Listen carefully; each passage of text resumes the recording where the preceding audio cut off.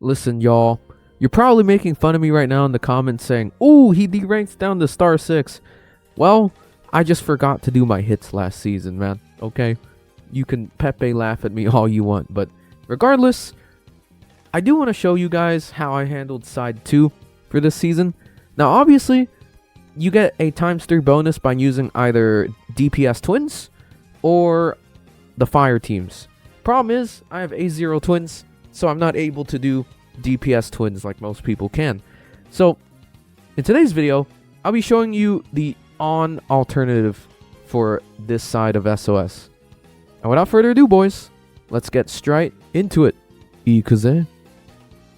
Alrighty, boys. So let's go ahead and show you the rev cards and the mindscapes for this team. So, with on here, you're going to be running the Acceptance and Stripe set, the Fire DPS set. Here is her mindscape. Now let's go ahead and talk about our strategist, being Cord. Cord is going to go ahead and run Creation Reconciliation. What this set does is it gives a damage boost to your lowest speed character, aka on, and it also buffs all base stats, including attack. Here is Cord's mindscape. And now we're going to be running our boy Kurotani, Key, as our main debuffer. He is going to be running Departure and Control. Here is his mindscape, practically nothing. And for our main navigator, we're going to be running Ange. So the main reason why I decided to run Ange on side 2 was so that she can heal us with her auto cast on S2. It makes this fight a lot more easier to handle than if you ran Futaba here and had to bald it without any sustain. So in her case, she is going to be running Hope and Labor. And excuse my lack of Gecko coins, y'all. I'm still working on that. Here is her mindscape. And lastly, let's go ahead and talk about Wonder himself. So Wonder, you do have like 3 dagger options you can run. So obviously the most common is Ex Machina. If you are running Ex Machina, you're going to have to set a fire persona as your starter. So you get the fire amp. You can also, if you have high awareness in Purgatory, you can run that as well for another fire amp dagger. But you know how this game works. Defense reduction, boss defense calcs at 0. So I decided to run Starry Compass here. And as for personas, you're going to be running Dionysus with Rebellion, since my on didn't hit her crit rate cap with Cord. We're going to be running Throne with Purifying Flames. And Baphomet for his skill 1. Oh, and I also forgot to mention, you also want to inherit Media with Dionysus, so that we can get a little sustaining from Wonder. But yeah, let's go ahead and get straight into the run, y'all. Ikaze. Alrighty, so let's go ahead and begin. So, Ki is going to go ahead and inflict his screen-wide burn. Make sure you target a enemy that does have the burn, though, with skill 1. Wonder is going to go ahead and buff On's crit rate with Rebellion. Next, with Cord, you're going to go ahead and buff On's attack with Unison Note, skill 2. On's going to have access to Levi and Rose here, so you're going to go ahead and skill 3. Bonk him. And we get a little bit of a follow-up there. So, with this portion of the fight, you want to pray that On doesn't get downed, and she doesn't get freezed. Freeze is like a 15% damage debuff, and you don't want that on your main DPS. So this did take a couple of RNG runs for her to not get downed and frozen there. But here, I'm just going to go ahead and skill 1 so that the whole party gets the party-wide damage buff. We're going to go ahead and on highlight here. Carmen's going to whip him around. Bonk. Key is going to go ahead and do his Perusonadio, skill 2. Since the whole entire field has burn. Wonder, you're going to go ahead and switch to Throne, Purifying Flames. Make sure you target On so that she's the one getting the damage amp from the skill. Cord is going to go ahead and do skill 1 here. Make sure that you get Shock with S1. And we do. That's about a 10% increase to crit. On just going to go ahead and auto cast her skill 2 there. So here, On's going to go ahead and do her skill 1. This should help us take a little bit less damage from this onslaught of monkeys here, because they do hit pretty freaking hard. And you gotta pray that they don't just, aggro one single character. They do, well, your run's basically over. But yeah, I rather have that over what the heck Mudon was, because Mudon is like public enemy number 1 in this fight, if you remember those previous fire seasons. Ange is going to go ahead and skill 3 here. We're going to get a little bit of a pierce rate boost and a attack boost from that. He is going to go ahead and respread his burn with skill 1. Make sure you target an enemy that has burn.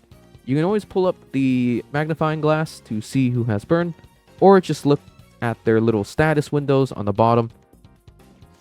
So in this case, the monkey on the left there had burn, so I went ahead and just targeted that monkey with skill 1. And then next, with Wonder, you're going to go ahead and switch back to Dionysus, and you're going to go ahead and Media. Make sure you target on so that she gets the crit damage boost.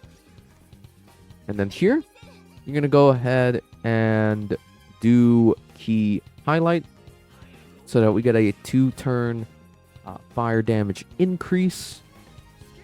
Very cool highlight animation, by the way, Mr. Key. Bonk those monkeys. Cord is going to go ahead and catchy hook here. And you're going to want to make sure you catchy hook onto On, since she is the main damage dealer on this party. Carmen's going to bonk them again. Alright, On has Levian Rose, so go ahead and skill 3. And we're going to get a little bit of follow-up since our awareness is a little high.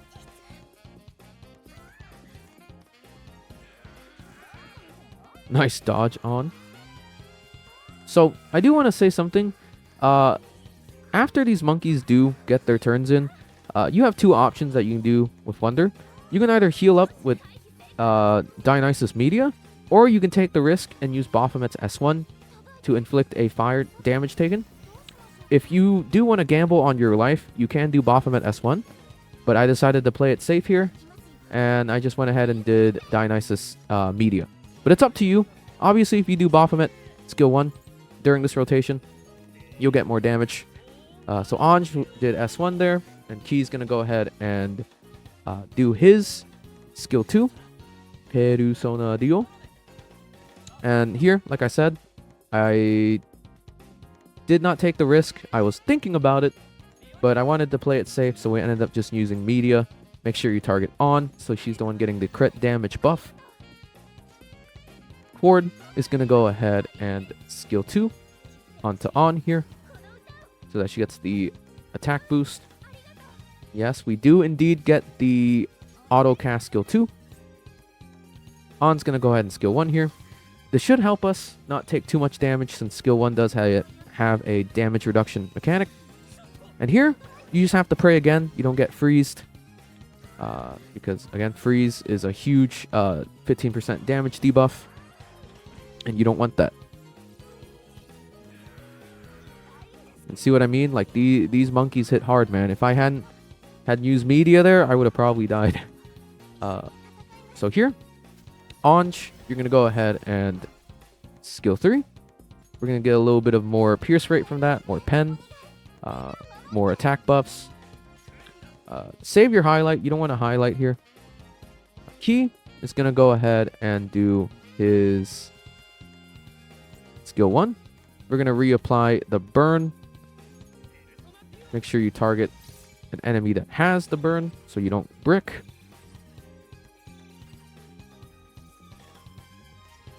And now Wonder. We're going to go ahead and use Rebellion onto On here. And with Cord, you're just going to go ahead and reapply Shock with skill 1. Make sure you target it onto Lilith. Nice. Ange has Levian Rose. But here, we're going to go ahead and Cord highlight. Give us a damage amp. On's going to go ahead and skill 3 with Levian Rose. And then next turn, we're going to want to make sure we use Ange's turn revert and target it onto On, so that On gets that extra action. But yeah, thank goodness this fight doesn't have mood on anymore. Like, mood on was such a pain in the freaking butt, y'all. Y'all don't understand how cancer it was running sustainless with mood on this fight. It was pretty bad. Alright, so here we're gonna go ahead and target on with capo, the capo, whatever y'all want to call it. I'm just gonna call it the turn revert mechanic. And then we're gonna go ahead and skill 1 so that the team gets that party-wide damage buff. Ange is super fun, yo. I really love her playstyle. Key is gonna go ahead and do his Perusonadio, whatever the heck you want to call it. And then on the final turn, we're gonna go ahead and use Baphomet skill 1. And then lastly, Cord, for the last time, is gonna go ahead and do her catchy hook. Make sure you target on with the catchy hook, of course. We're going to do some big PP damage here. Bonk. Ange is going to auto cast skill 2. We're going to do double double on highlight here. And to end it off, we're just going to do double S3. So here's S3 number 1. And then Ange is going to go ahead and revert back time. And she's going to go ahead again a skill 3. It's going to increase our pen rate, pierce rate even more. And on is going to go ahead and do Levian Rose skill 3. Big damage. Holy moly. GG's.